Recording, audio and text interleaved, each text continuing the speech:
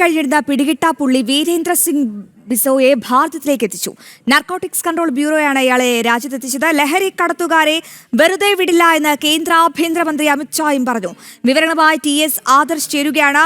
ആദർശ്, UAE-യിലല്ല, ഇനി എവിടെ പോയി ഒളിവിൽ കഴിഞ്ഞാലും ലഹരി കടത്ത് കേസ് പ്രതികളെ രാജ്യത്ത് കൊണ്ടുവരും, അവർക്ക് കൃത്യമായ ശിക്ഷ നൽകും. അതാണോ ഇപ്പോൾ നമ്മുടെ കേന്ദ്ര സർക്കാർ പറയുന്നത്? എവിടെ നിന്നുമാണ് ഈ പ്രതിയെ പിടികൂടിയത്? കൂടുതൽ വിശദാംശങ്ങൾ.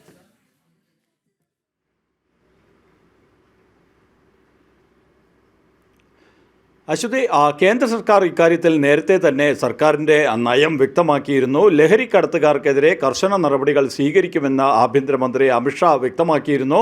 സർക്കാരിൻ്റെ നയം ഇത് തന്നെയാണെന്ന് അദ്ദേഹം വ്യക്തമാക്കുകയും ചെയ്തിരുന്നു. ലഹരി കടത്തിലൂടെ കോടികൾ സമ്പാദിക്കുന്നവർ അവർ ആയുധക്കടത്തിലേക്കും ഭീകരവാദ സംഘടനകളെ സഹായിക്കുന്ന നിലപാടിലേക്കും മാറുന്നതായി നേരത്തെ NIA അടക്കമുള്ള അന്വേഷണ ഏജൻസികൾ നടത്തിയ ചില അന്വേഷണങ്ങളിൽ വ്യക്തമാവുകയും ചെയ്തിരുന്നു. ഇതിന് പിന്നാലെയാണ് സർക്കാർ ഈ ലഹരി കടത്ത് സംഘങ്ങൾക്കെതിരെ കർശന നടപടികൾ സ്വീകരിക്കാൻ തുടങ്ങിയത്.